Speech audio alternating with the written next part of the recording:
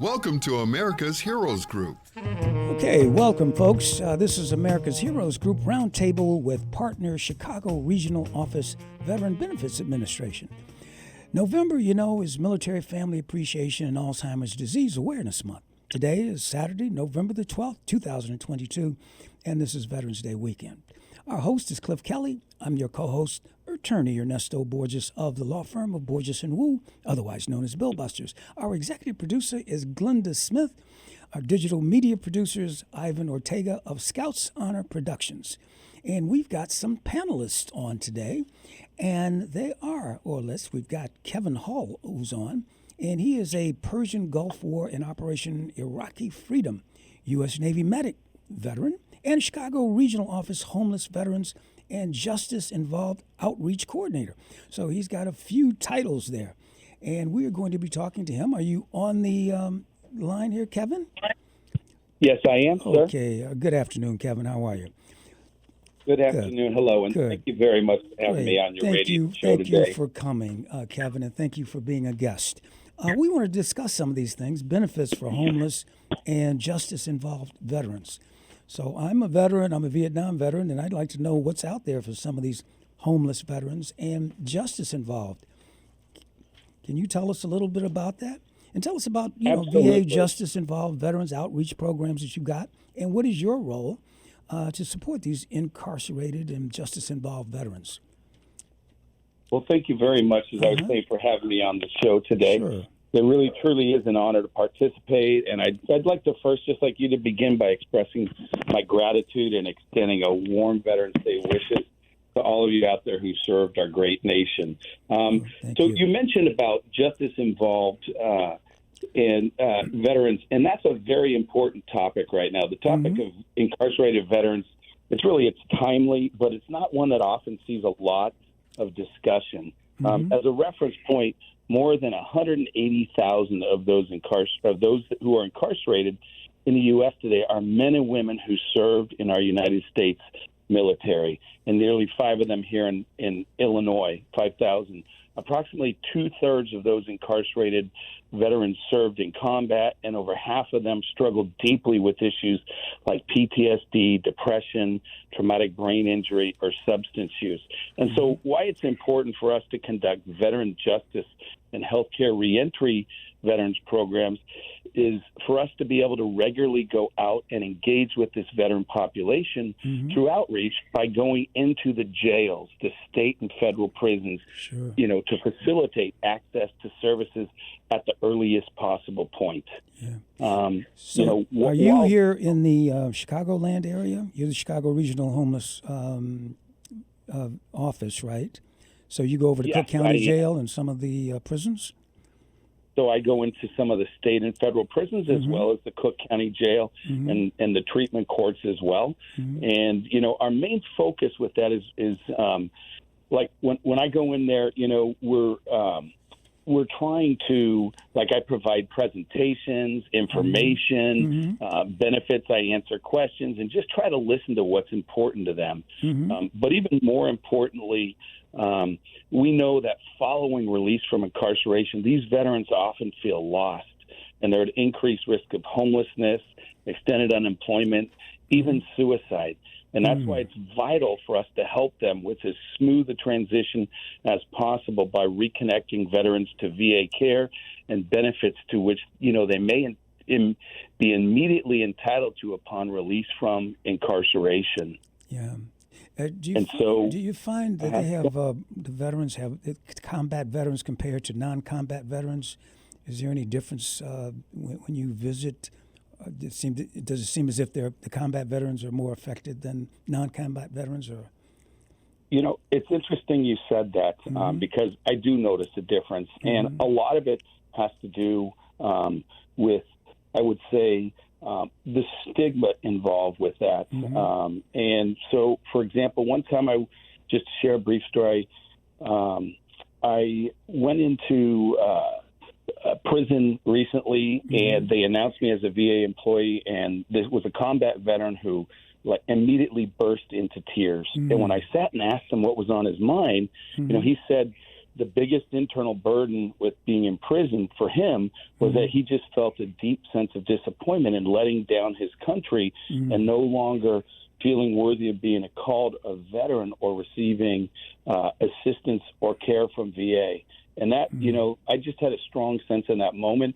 He was not the only combat veteran, not the only veteran. So it was important for me to remind him in that moment and just share, hey, things may not have gone exactly as planned. You probably didn't envision yourself incarcerated, but on behalf of a grateful nation, you need to know, and every veteran out there needs to know if they're listening, that you are and always will be a worthy veteran, deserving of every VA and other benefit that you're entitled to. A lot of these veterans served honorably, and they're entitled to anything that can help them gain independence and stability when returning to the community. Right.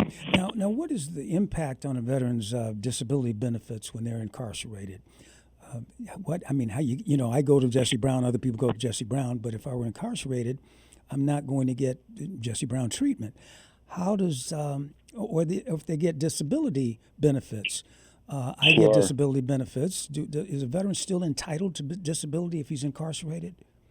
That's really a great question and one of the least understood out there, so I'm glad you asked that. Yeah. Incarceration uniquely affects the veteran population because you're absolutely right. Their VA benefits are impacted. They can be interrupted or they can be suspended. That's why it's extremely important that a veteran or his or her family notify VA of incarceration as soon as possible to avoid potential overpayments. In fact, if you don't mind, I'd just like to very briefly touch over that because I think it's important. The type of conviction and benefits a veteran's receiving makes a difference.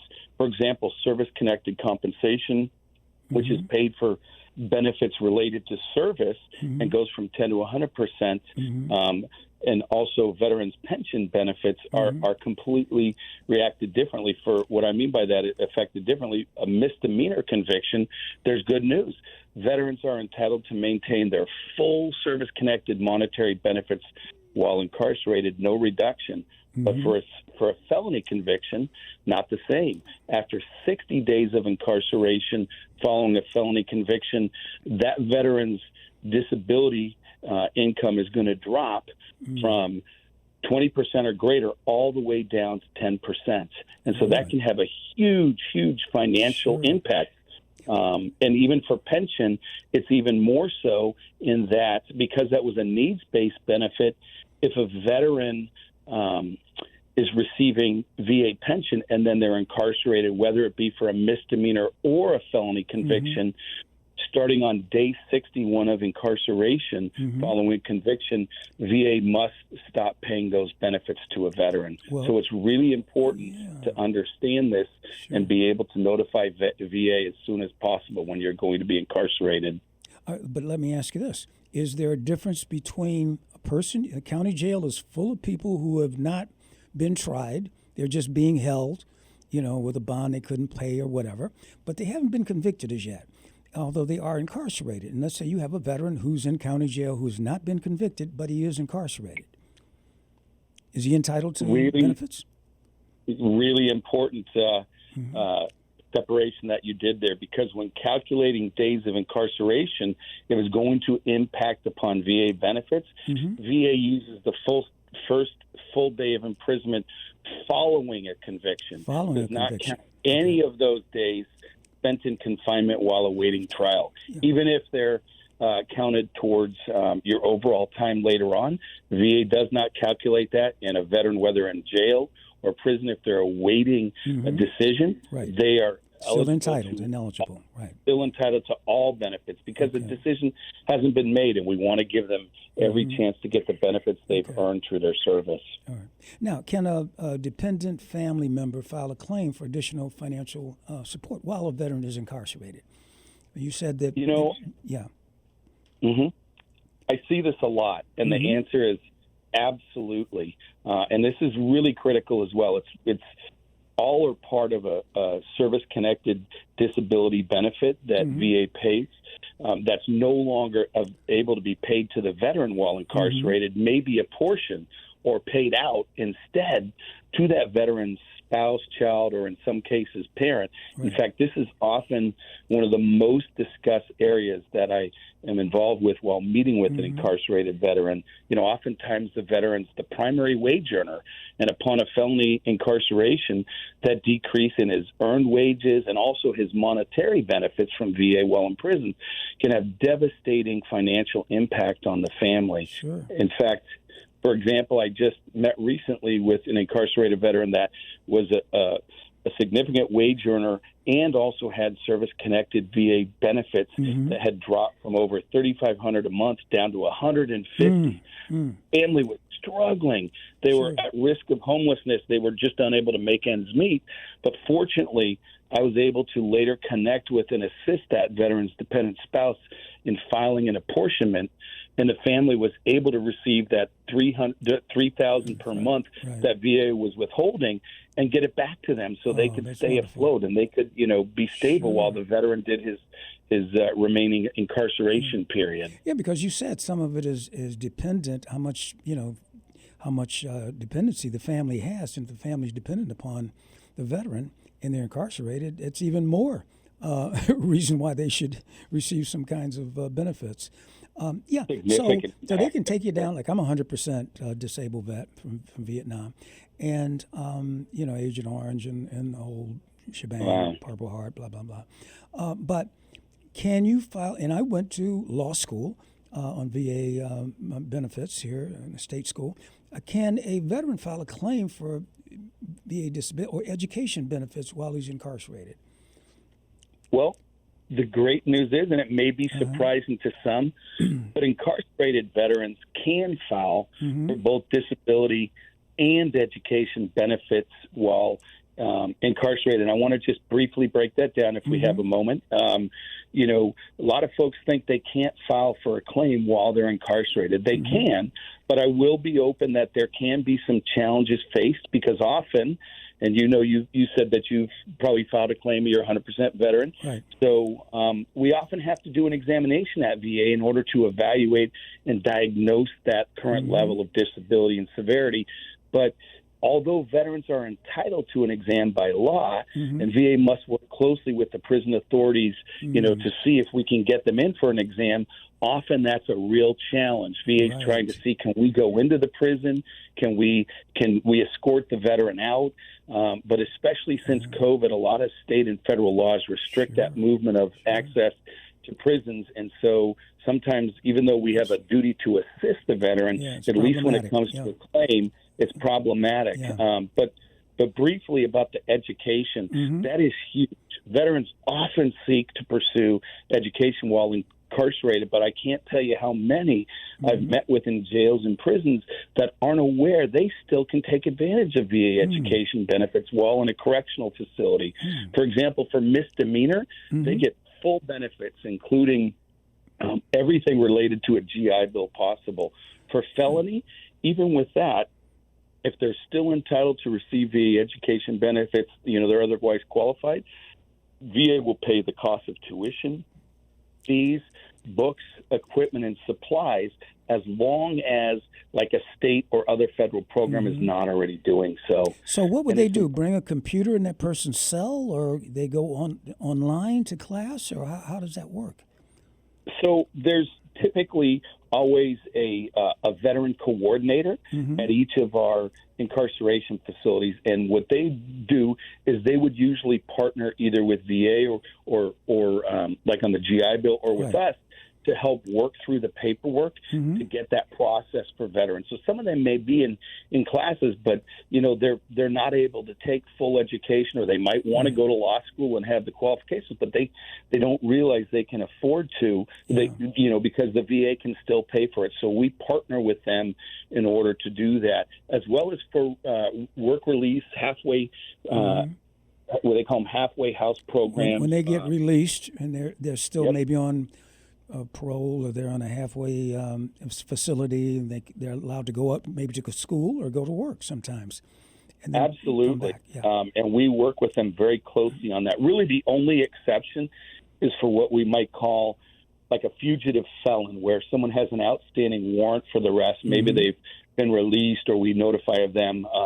For that, we need to show that warrant was cleared or quashed. Otherwise, we're just not allowed to pay any benefits or even treat them. It's important that they get that taken care of on the justice involved side. Yeah, because you want to go in and quash that warrant, and because if you have an outstanding warrant, a bitch warrant, what have you, that's a problem.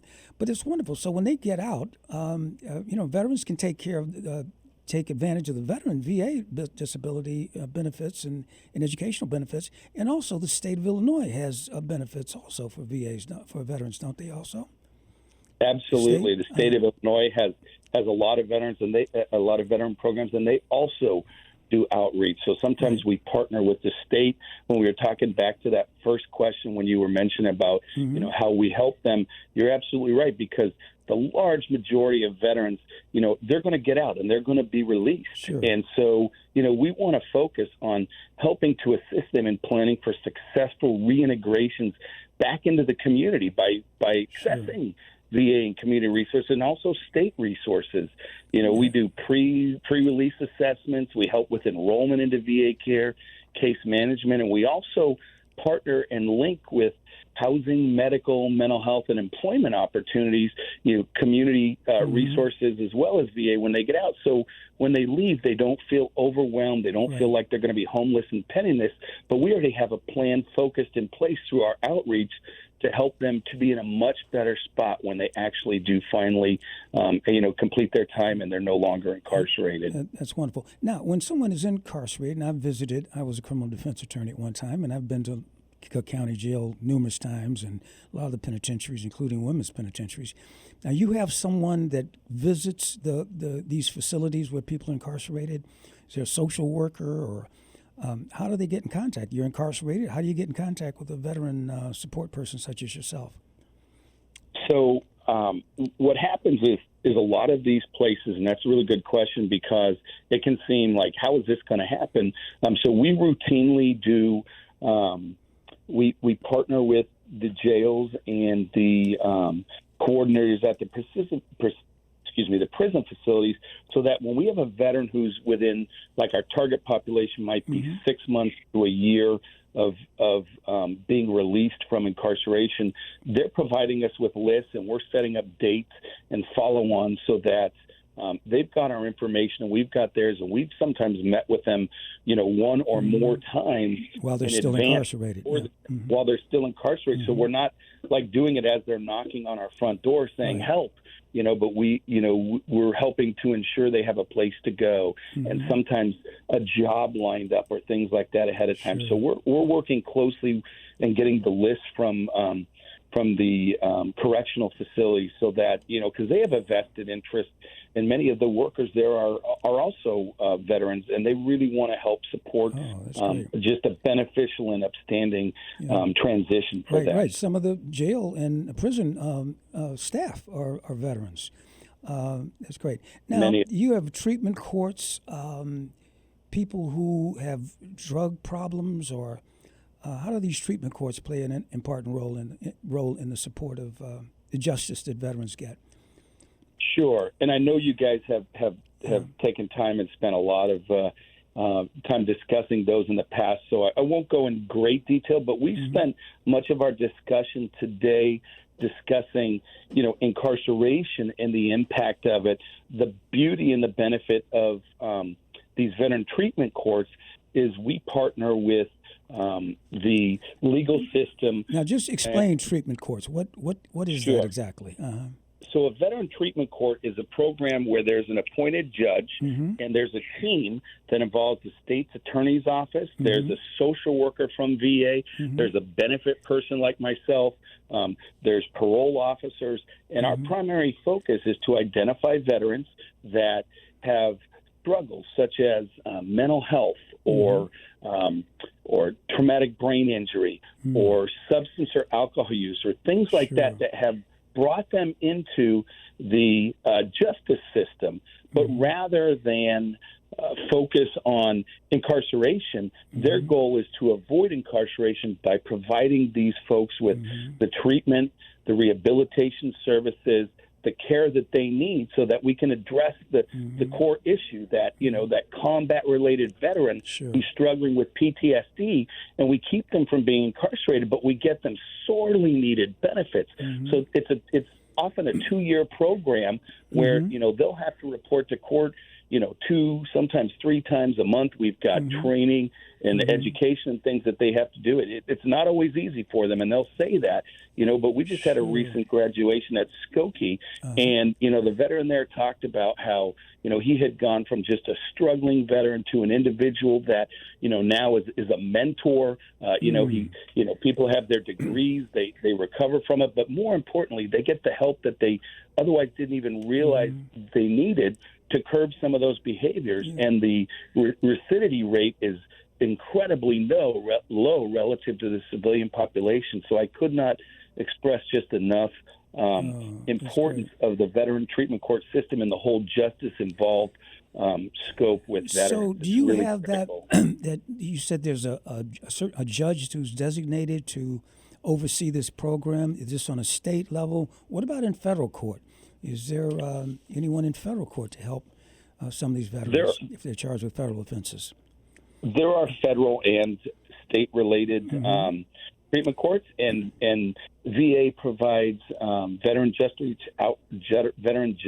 outreach coordinators that are a part of both of those. And the primary goal is always the same: is to treat the conditions that help contribute to the problems and address them so that they can turn their life into productive citizens, just like they were in the military, without having to resort to incarceration as the answer to addressing that. Quick question, Kevin.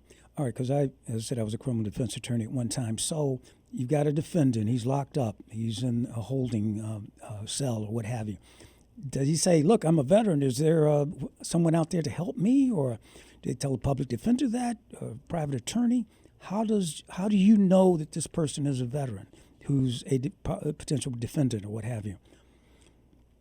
As they're being brought into that system with arrest or what have you, and they're identified as a veteran, they are screened by those in the prosecutor's office and that side to identify, is this an individual that might be someone that could qualify for our program. And I want to make it clear, this is a voluntary program. So essentially, in return for essentially pleading guilty, and you've gone through a lot of counseling as to the pros and cons of this ahead of time, but essentially for pleading guilty up front and agreeing to go through the process of the courts, in the end, a huge benefit in addition to everything else we talked about is these charges can be expunged. So they not only turn their life around, but they don't have a criminal record trailing behind them on what they were brought into the Veterans Treatment Court. So it's really a win-win on every level, and it's identified right at the start when either we see the system shows them as a veteran or they self-identify one and then agree to the program, and the courts also have to agree to it. There are some limitations, some sex offenders and violent crimes and things like that, but in general, that's kind of how it works. Okay, so I know for misdemeanors that might not be a problem, but for some of the felonies, especially the violent felony offenses, you're probably not going to get that expunged. But they can defer certain things, and that's a great program that you've got, and I just hope that everyone is aware of it. And as you said, they need to identify themselves. And do they need an honorable discharge or something less than a dishonorable discharge, I would imagine, to be able to take advantage? Not even the case with that necessarily, because we also partner with groups, civilian organizations like TASC and others, that if they're not currently due to either their character of discharge, like you mentioned, dishonorable or sometimes an other than honorable or bad conduct, we still have civilian counselors and legal representatives that are there to provide the case management and the counseling and the treatment and things like that. So I would say even the character of discharge is something that if a veteran were encouraged to do the treatment court, that don't look past that. That's Right. not necessarily going to be a barrier to being a part of the program. Well, that's good to hear, because a lot of guys. I mean, I've seen guys who just couldn't handle it, couldn't handle basic training or AIT or whatever, and got a bad conduct discharge or sometimes a medical discharge, what have you. Something less than a good conduct discharge. But that's wonderful what you're doing, and I want to salute you for what you're doing there, Kevin, who is our guest is Kevin Hall, who is the Persian Gulf Operation Iraqi Freedom and U.S. Navy medic veteran. So thank you for your service also. And you with the Chicago Regional Office, Homeless Veterans and Justice Involved Outreach Coordinator. Thank you so much for joining us today. Kevin, any last words or how to contact you over there at the VA? I would just say I've spoke with a lot of veterans who have said that they've had experiences with VA in the past and it hasn't gone so well. So I would just say this, the VA of 25, 30 years ago is not the VA of today. Right. So if you want, if you are in need of help, whether it be mental health, housing, for homelessness, or anything along those lines, VA benefits, please reach out to VA. They're there for you. They want to help. And you, as a veteran who served your country, took the oath, stood the watch in uniform, we pay a price for that. We take good things, but we also pay a price through mental and physical wounds. Absolutely. And that's where, on behalf of the Grateful Nation, VA's got to step in to help. Thank you. So please reach out for assistance. We sure will. Thank you. Thank you for joining us, Kevin Hall. Appreciate what you're doing, and keep up the good work. And we appreciate you being on the show today, and we'll ask you back. Have a great Veterans Day weekend, and we'll talk to you soon. Thanks, Kevin. Many thanks to you and all the veterans out there. Thank you. Kevin Hall, Chicago Regional Office, Homeless Veterans and Justice Involved Outreach Coordinator. Folks, this is America's Heroes Group, and we will be back shortly right here on WVON.